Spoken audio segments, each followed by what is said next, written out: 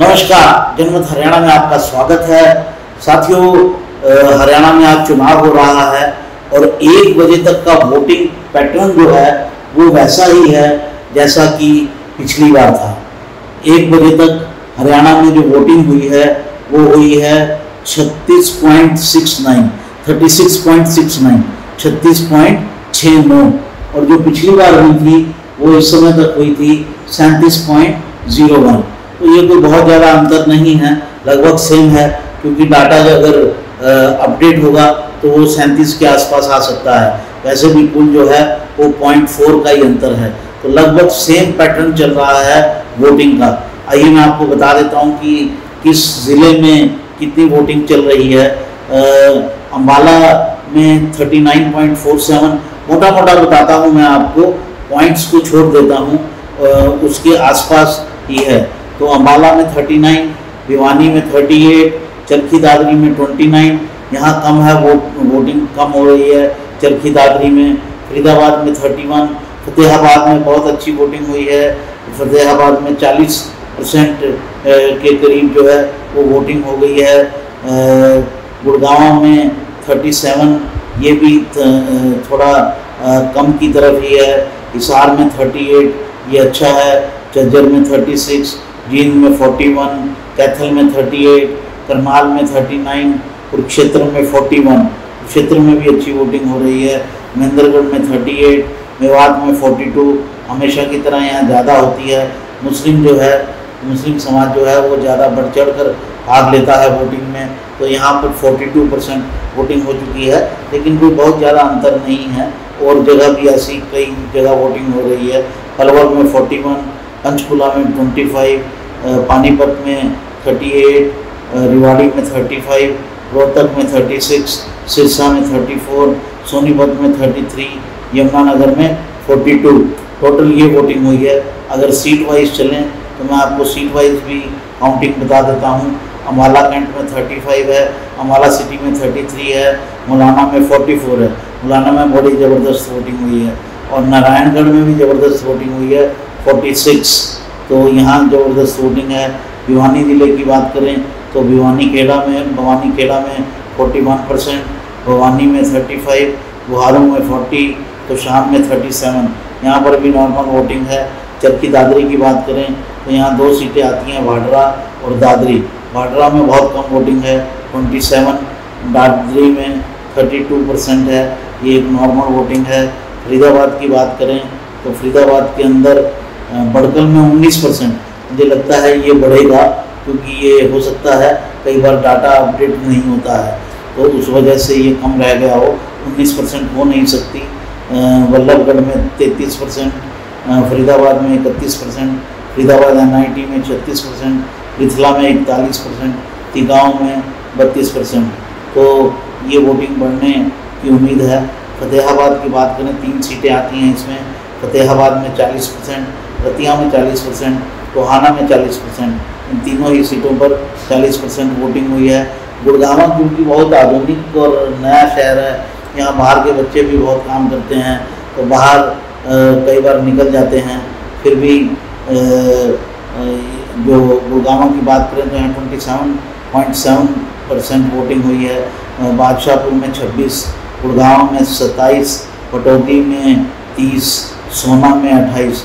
सोना में क्यों कम वोटिंग हो रही है ये नहीं मालूम, लेकिन बादशाहपुर और गुड़गांव बिल्कुल शहरीकृत जगह है, इसलिए यहाँ थोड़ा समझ में आता है कि यहाँ थोड़ी कम वोटिंग क्यों हो रही है। गुड़गांव के बाद चलते हैं हिसार। तो हिसार में आदमपुर में 35, बरवाला में 36, हांसी में 39, हिसार में 36, नलवा में 41। नलवा में अच्छी वोटिंग है। नारनौल में अच्छी वोटिंग है, जहाँ कैप्टन अभिमन्यु चुनाव लड़ रहे हैं, 41। उकलाना में 37, यहाँ भी अच्छी वोटिंग हो रही है। झज्जर की बात करें तो झज्जर में बादली में 39, बहादुरगढ़ में 33, बेरी में 39, झज्जर में 37, यहाँ भी अच्छी वोटिंग हो रही है। बहादुरगढ़ में थोड़ी कम वोटिंग है। बहादुरगढ़ के बाद चलते हैं बहादुरगढ़ की सीटों के बाद गुड़गांव हो गया, हिसार, झज्जर हमने बता दिया आपको। उसके बाद चलते हैं जींद। जींद में 40, जुलाना में 44, नरवाना में 41, सफ़ीदों में 44, उचाना कला में 40। यहाँ भी अच्छी वोटिंग हो रही है। जींद के बाद चलते हैं कैथल। कैथल में गुला में 38, कैथल में 38, कलायत में 37, कोंडरी में 38। यहाँ भी अच्छी वोटिंग हो रही है, ठीक ठाक वोटिंग है ये कैथल ज़िले के अंदर। फिर आते हैं करनाल। करनाल में असंध में 42, करोंडा में 44, इलिंदरी में 44।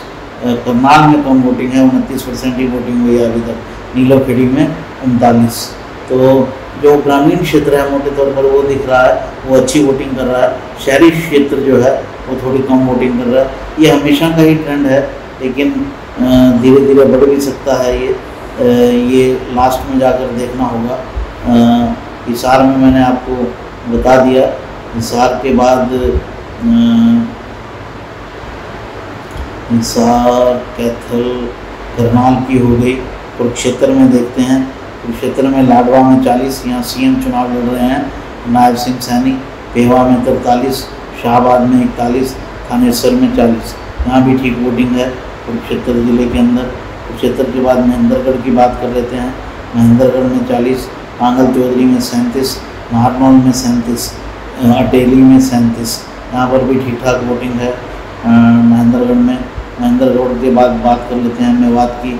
मेवात की 3 सीटें हैं। फिरोजपुर झुड़का में 42, नूह में 43, उनाना में 42। इन तीनों में भी ठीक ठाक वोटिंग है। नूह के बाद चलते हैं मेवात के बाद चलते हैं पलवल में।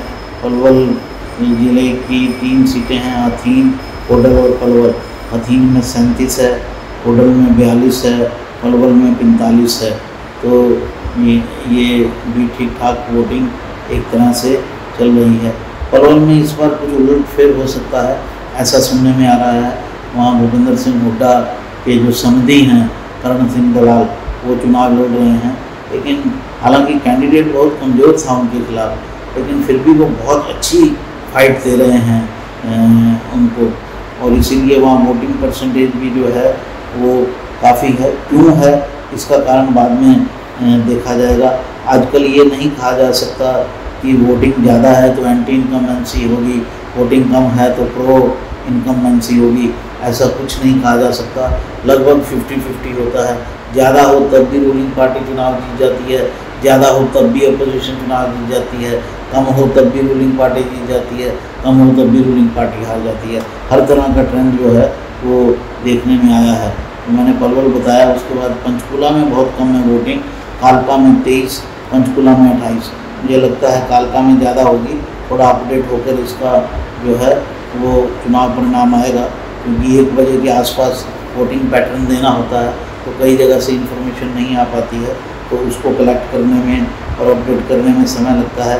पानीपत में 38% वोटिंग है। इसराना में 43, पानीपत सिटी में 36, पानीपत रूरल में 36, समालखा में 38।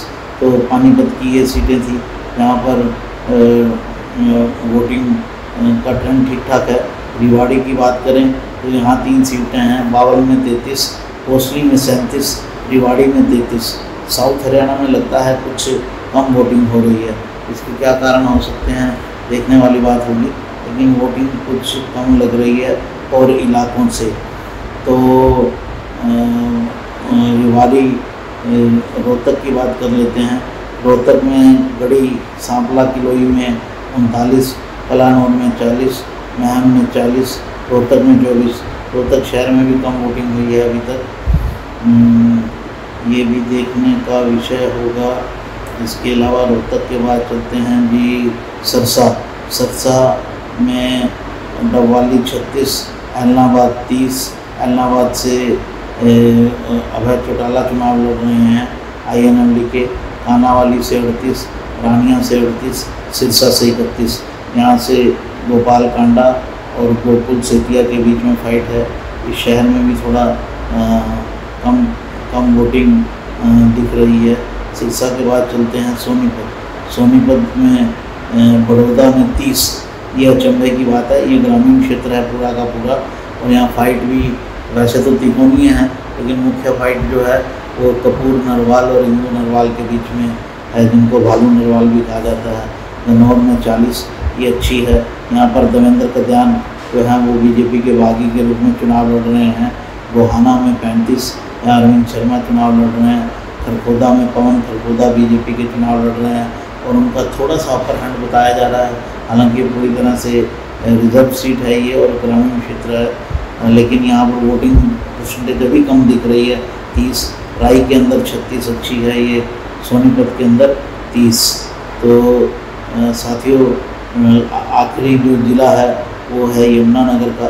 यमुनानगर में जगाधरी में 41, रादौर में 41, सढौरा में 44, यमुनानगर में 41।